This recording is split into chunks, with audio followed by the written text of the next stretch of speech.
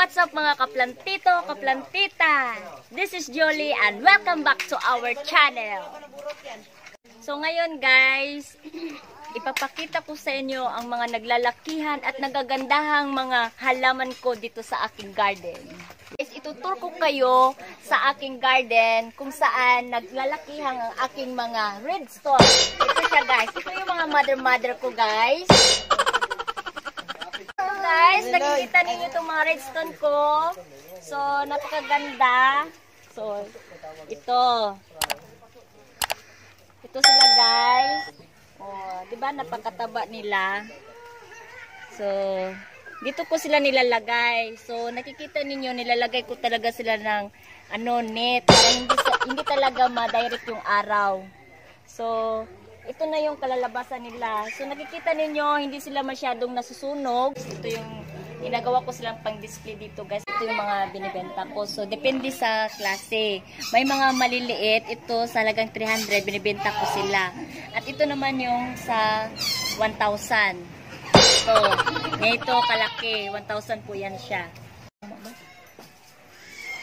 So, dito naman tayo sa... so ito guys, makikita ninyo, napakaganda niya. Pero, hindi ko talaga alam to, anong pangalan nito. So, Google na lang natin. Yan. So, ito yung ginagawa kong mother. At ito na yung mga anak nila. Yan. So, yan sila guys. Talagang, ang saya-saya nila dito. Tingnan nila guys. Ang ganda-ganda. Tapos, madali lang silang dumami, guys. Basta alagaan nyo lang sila ng mabuti. At ito naman yung mga orchids ko na dendro, guys. So, napakaganda nila. Ito yung yellow.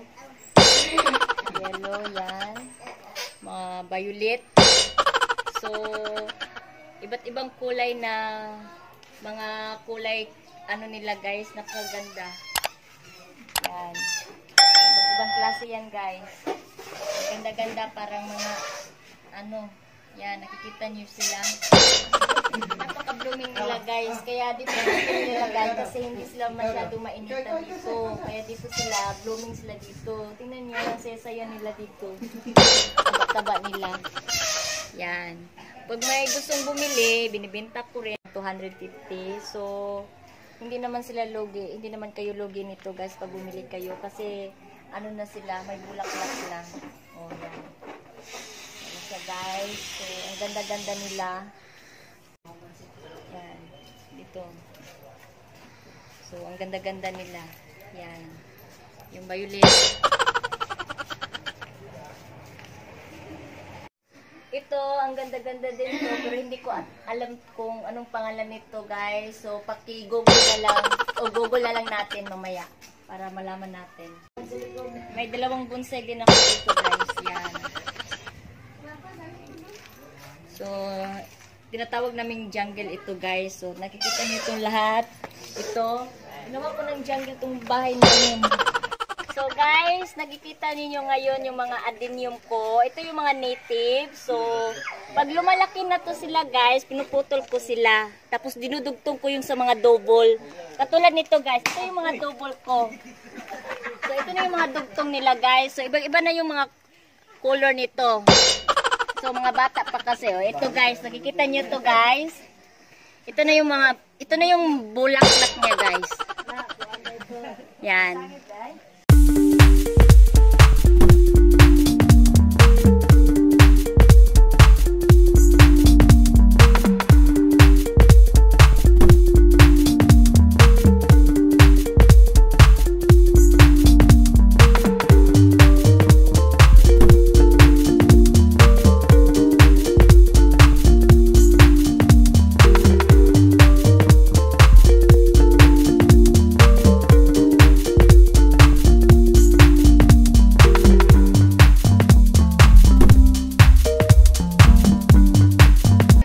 Palladium ko guys. Yan. Ito naman yung mga dublikara ko guys. Yan. So, ang ganda-ganda nila. Tingnan niyo sila guys. Yan. Wow.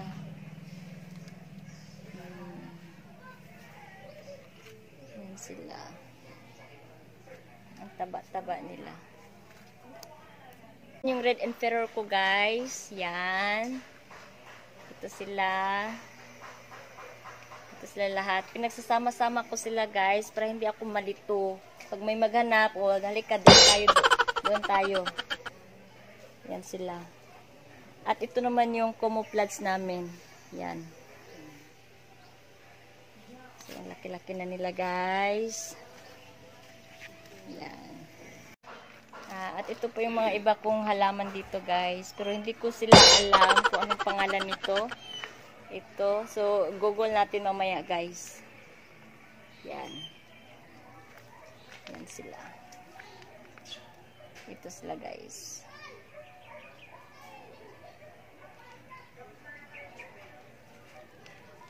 Yan. So, napakataba nila guys. So, talagang ginawa ko na talaga itong jungle. Halika kayo dito guys. Meron pa kami dito sekreto guys. So, lahat ng mga puno, nilalagyan ko ng mga halaman guys para hindi sayang yung space. So, nakikita nyo to guys. Ang gaganda. Ito. Pero hindi ko alam yung mga pangalan nito. Ito yung mga aglo ko guys. So, halika. Isusum mo dito. Oh, yan.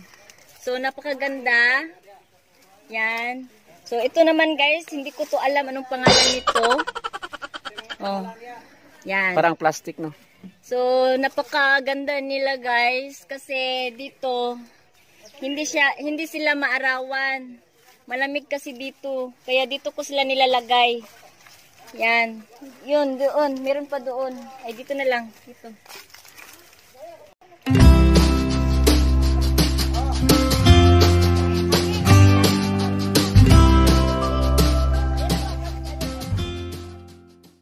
Yung bougainvillea ko.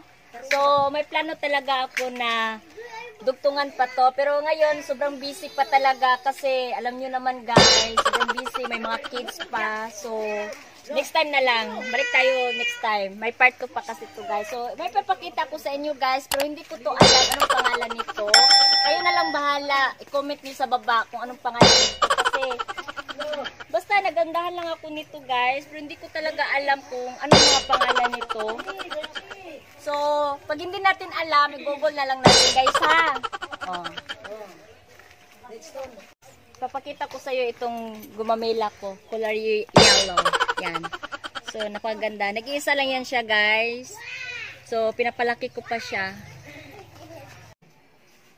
Ito naman yung wave of love namin. So, napakalaki na niya guys. At ito naman yung mga similya niya.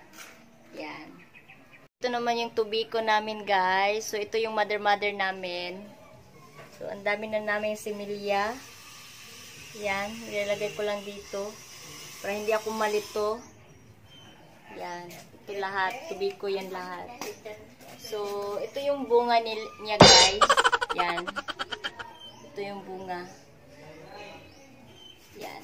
So guys, nakikita nyo tong tubig. Ito po ay tubig sa ulan. So, ito yung ginagamit kong pandilig sa mga halaman. So, nakikita nyo yung mga halaman ko is napakataba niya. So, ito yung mga sekreto ko. Kasi pag sa grape po kasi, maraming chlorine yun. So, mahirapan ako dun guys.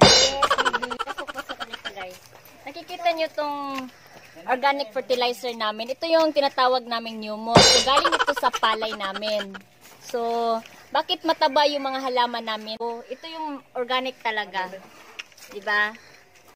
Paano ko to na ano yung mga halaman ko? Kasi ito yung mga ginagamit ko, medicina. So, nag-i-spray ako every 2 weeks.